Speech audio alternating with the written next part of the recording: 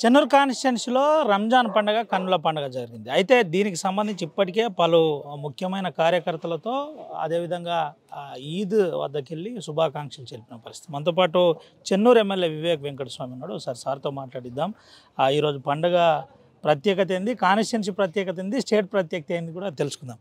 Sir ఏంటి sir ఈరోజు చాలామందితో interact అయ్యారు? చెన్నూరు నియోజకవర్గంలో ముస్లిం సోదరులందరూ కూడా మా నాన్నగారి టైం నుంచి వాళ్ళు ఎప్పుడు కూడా కాంగ్రెస్ పార్టీకి సపోర్ట్ చేసినారు. మా కుటుంబానికి ఎప్పుడు కూడా అందుబాటులో ఉండి వారు మాకు పెద్ద సపోర్టర్స్ అన్నమాట. అయితే అన్ని సంవత్సరాలలో నేను ఎక్కడ టైం ఉన్నప్పుడు ఆ ఈద్ ప్రోగ్రామ్కి పోయి కలుస్తాను. పోయిన సంవత్సరం కూడా మందమరి ఆర్కేపీ చెన్నూరు పోవడం జరిగింది. ఈరోజు ప్రొద్దున కూడా ఫస్ట్ చెన్నూరు నుంచి స్టార్ట్ చేసాం. ఎందుకంటే నిన్న ముఖ్య ముస్లిం నాయకులు అందరూ ఇంటికి పోయి వాళ్ళని విష్ చేసి మళ్ళీ మందమరికి రావడము, ఇక్కడ కూడా ఇఫ్తార్ పార్టీ ఉండే ప్రభుత్వం నుంచి అది కూడా అటెండ్ చేయడం, అందరూ పెద్ద మనుషులతో కలిసి వారికి ఈద్ ముబారక్ చెప్పేసి మళ్ళీ చెన్నూరు పోయినాం. పొద్దున 7:15 నుంచి అక్కడ ఫస్ట్ ఈద్గా అక్కడ ప్రేయర్స్ చేసి ఆర్కేపీకి వచ్చి మళ్ళీ మందమల్లిలో 2 ఈద్గాలు పెద్ద పెద్ద ఈద్గాలు అక్కడ పోయి అందరూ ముస్లిం సోదరులతో కలిసి వారికి ఈద్ ముబారక్ చెప్పడం జరిగింది. నాకు చాలా మంచిగా అనిపించింది. ఎందుకంటే ఆ ప్రేమ ఆత్మీయత ఏదైతే వాళ్ళందరూ కలిసినారో నాకు చాలా మంచిగా అనిపించింది. వాళ్ళందరికీ భరోసా ఇప్పించినాం. కాంగ్రెస్ పార్టీ ఎప్పుడు కూడా ఒక సెక్యులర్ పార్టీ. మీకు ఏదైతే వక్ఫ్ బోర్డులో సమస్యలు ఉన్నాయో ఎంపీ వంశీ గారు ఆల్రెడీ దీని గురించి ఢిల్లీలో మాట్లాడడం జరిగింది. మేము ఎప్పుడు కూడా వీళ్ళతో కట్టుకోబడి ఉన్నాము. నేను వాళ్ళందరికీ ఇదే భరోసా ఇప్పించినాను. మా నియోజకవర్గంలో ఇప్పటివరకు సుమారు 100 లక్షల రూపాయలు ముస్లిం అభివృద్ధి కోసం అలొకేట్ చేయడం జరిగింది. పనులు కాలేదు, పనులు తొందరగా చెప్పించుకోవాలి. కొంచెం land issues, DMFT funds, CSR funds అంటే ల్యాండ్ క్లియర్గా ఉండాలి. సో ఆ ఇష్యూస్ అన్నీ కూడా క్లియర్ చేయించుకొని ఈ నిధులు కూడా వారి కోసం ఖర్చు పెట్టడం జరిగింది. చాలా చోట్ల కూడా చిన్న చిన్న విషయాలు ఉన్నాయి, వారికి సరిదిద్దే అవసరం ఉంది.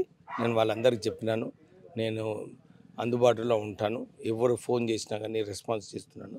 మీకు కూడా ఏమైనా సమస్యలు ఉంటే మీ లోకల్ లీడర్ ద్వారా అప్రోచ్ కాండి అని చెప్పడం జరిగింది. నిన్న ఉగాది పండుగ రోజు అందరితోని కాన్స్టిట్యున్సీలో అందరినీ పిలుచుకొని చెన్నూరు క్యాంప్ ఆఫీస్లో ఉగాది సంబరాలు చేసుకోవడం జరిగింది. ఈ టైంలో నేను వారికి విశ్వాసం ఇప్పించినాను. చెన్నూరు ప్రజలకు, తెలంగాణ ప్రజలకు ఏదైతే రేవంత్ రెడ్డి గారు ఈ ప్రజాపాలన అని చెప్పి ప్రారంభించారో అంత ఫ్రీడమ్ అన్నమాట. ఎవరైనా కానీ మీరు చూసుకుంటే చెన్నూరులో 15 నెలలలో ఏ ఒక్క టీఆర్ఎస్ నాయకుడిని అరెస్ట్ చేయలేదు, జైల్లో పెట్టలేదు. ఉట్టినే ఎందుకు ఈ ప్రచారం? అదే ప్రచారం కాదయ్యా, అది మా స్టైల్ ఆఫ్ వర్కింగ్.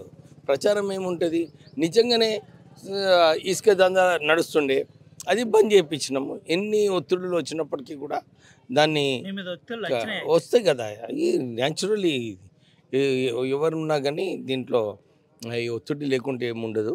కానీ ముఖ్యమంత్రి గారు కూడా నాకు మొన్న మంచిర్యాల మీటింగ్లో చెప్పినారు, మీరు చెప్పినట్టు నేను ఆల్రెడీ బంద్ చేయించినాను, ఓన్లీ ఆన్లైన్ సేల్స్ ఉండాలని చెప్పి ఒక నిర్ణయం తీసుకోవడం జరిగింది. సో వారు కూడా మంచిగా చెప్పడం జరిగింది.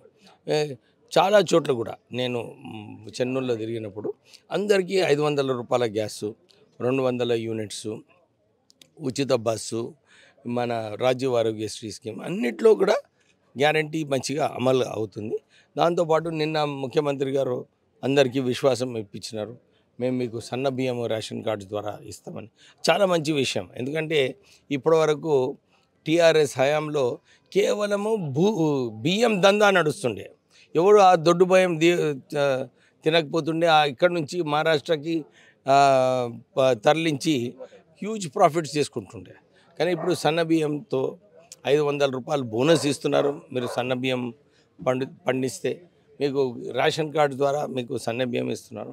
అంటే ఒక ఇన్ని ఇబ్బందులు ఉన్నప్పటికీ కూడా ముఖ్యమంత్రి రేవంత్ రెడ్డి గారికి ఏదైతే 8.5 లక్షల కోట్ల రూపాయలు అప్పు 8.5 లక్షల కోట్ల రూపాయలు ఏదైతే అప్పులు చేసినాడో దాన్ని అన్నీ కూడా సరిదిద్దుకునే అవసరం ఉన్నది. అయితే రాష్ట్ర ప్రభుత్వం ఇవన్నీ కూడా దృష్టిలో పెట్టుకొని మంచి పరిపాలన చేయాలని చెప్పి ముందుకు వెళ్తుంది. ఏంటి సార్ తెలంగాణ స్టేట్లో ఇప్పుడు మంత్రుల హీట్ నడుస్తుంది. ఈరోజు మిమ్మల్ని చూస్తుంటే బాగా యాక్టివ్గా ఉన్నారు. వివేక్ వెంకటస్వామి పేరే ఫస్ట్ వినబడుతుంది. ఏమైనా ఇండికేషన్ వచ్చిందా? రేపు 3 తారీఖు నాడు ఎక్స్పెన్స్ ఉందా? ఏంటి అసలు? అంటే నాకేం ఇండికేషన్ ఏం రాలేదు.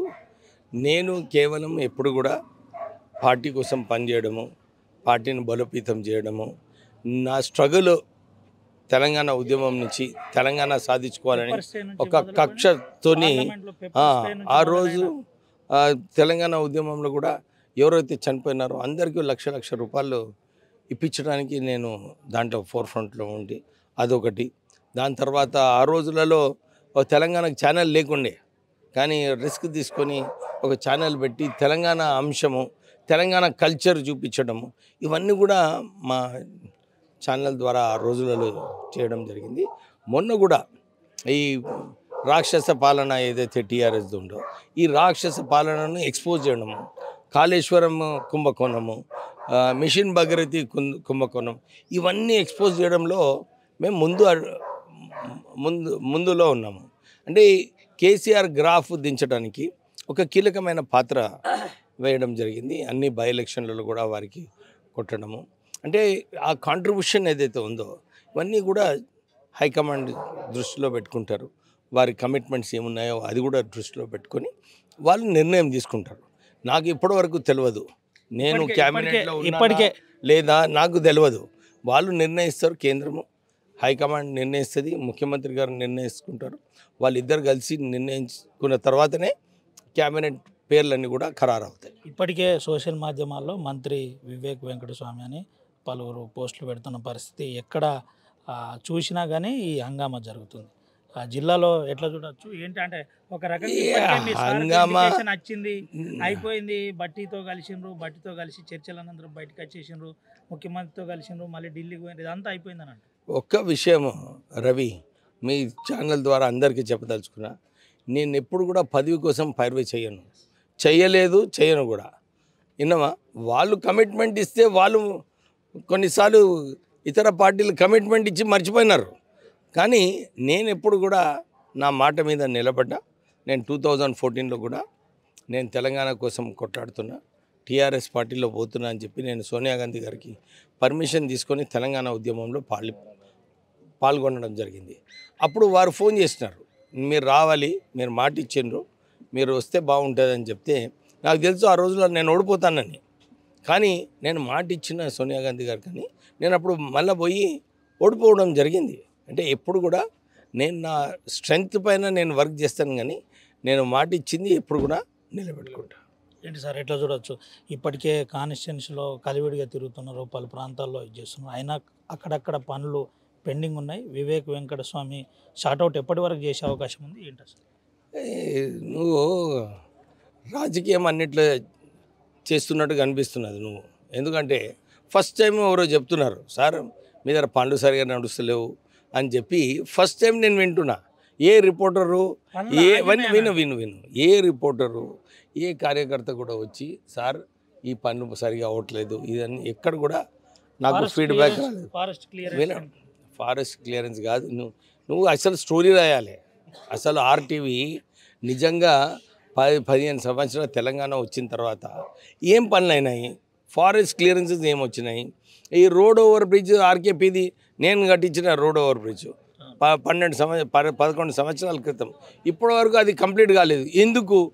దాంట్లో ఎంత కృషి ఉంది నాది. 1 ఇయర్లో అన్ని ఫైల్స్ క్లియర్ చేపించి కాంట్రాక్టర్ వెనుకబడి కాంట్రాక్టర్ పని చేపించి కాంట్రాక్టర్ వేరేలకు పైసలు ఇచ్చినాడు, దీంట్లో ఏదో వస్తుందని ఏదో అవుతుందని చెప్పి. కానీ ఇవన్నీ ఇబ్బందులు ఉన్నప్పటికీ కూడా ఈ రోడ్ ఓవర్ బ్రిడ్జ్ కంప్లీట్ చేయడం జరిగింది. డ్రింకింగ్ వాటర్ సప్లైకి నేను మొన్నే చెప్పినాను, ఇంత ఇబ్బంది ఉండే ప్రజలందరికీ కూడా మిషన్ భగీరథి ఫెయిల్ కావడం వల్ల బోర్వెల్స్ వేయించడం జరిగింది. 100 కోట్లతోనే అమృత్ స్కీమ్ కూడా పని స్టార్ట్ అయింది. 1 ఇయర్లో అన్ని చోట్ల ఇంటింటికి నల్ల కనెక్షన్ వస్తుంది. అన్ని గ్రామాలలో కూడా ఈ సైడ్ డ్రైన్స్ సీసీ రోడ్స్ కూడా పెట్టించడం జరిగింది. ఇప్పుడు చెన్నూరు ఏమో ఫారెస్ట్ ఏరియా, ఆ ఫారెస్ట్ ఏరియాలో చాలా మటుకు ఫారెస్ట్ పనులు కాలేదు. కానీ మొన్న R&Bతోని శాంక్షన్ చేయించినాము. ఎందుకంటే ఈ ఫారెస్ట్ ఏరియాస్ ఏదైతే వస్తుందో ఇవన్నీ కూడా ఇది విత్డ్రా చేసి వేరే కలెక్టర్ గారు ఇచ్చారు. అది ఇవ్వడం వలన పనులు కూడా అక్కడ కూడా స్టార్ట్ అవుతాయి.